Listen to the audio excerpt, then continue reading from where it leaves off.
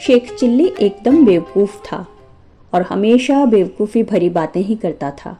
Sheikh chilli की माँ उसकी बेवकूफ़ी भरी बातों से बहुत परेशान रहती थी। एक बार शेख चिल्ली ने अपनी माँ से पूछा कि माँ, लोग मरते कैसे हैं? अब माँ सोचने लगी कि इस बेवकूफ़ को कैसे समझाऊं कि लोग कैसे मरते हैं। माँ ने कहा कि बस आंखें बंद हो जाती हैं और लोग मर जाते हैं। शेख चिल्ली ने सोचा कि उसे एक बार मर कर ज़रूर देखना चाहिए। उसने गांव के बाहर जाकर एक गड्ढा खोदा और उसमें आंखें बंद करके लेट गया। रात होने पर उस रास्ते से दो चोर गुजरे।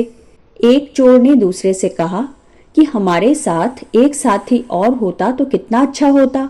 एक घर के आगे रहता, दूसरा घर के पीछे रहता और तीसरा आराम से घर के अंदर चोरी करता।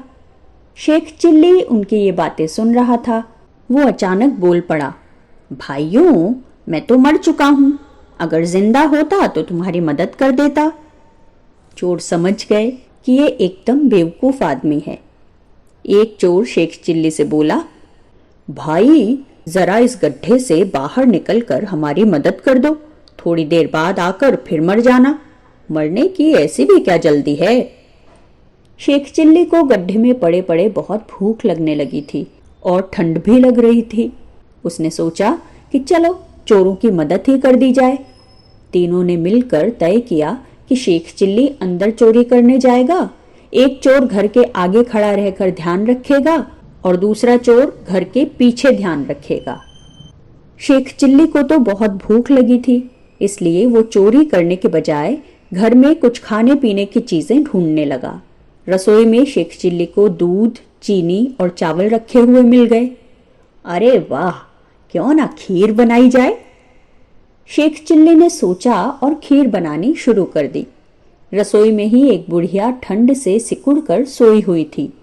जैसे ही बुढ़िया को चूल्हे से आंच लगनी शुरू हुई तो गर्मी महसूस होने पर सही से खुलकर सोने के लिए उसने अपने हाथ फैला दिए।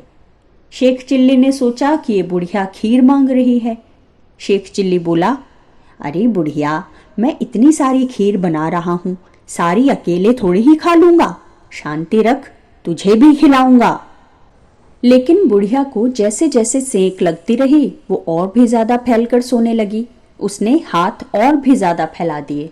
शेख चिल्ली को लगा कि ये बुढ़िया खीर के लिए ही हाथ फैला रही है। उसने झुंझलाकर गरम गरम खीर बुढ़िया के हाथ पर रख दी। बुढ़िया का हाथ जल गया।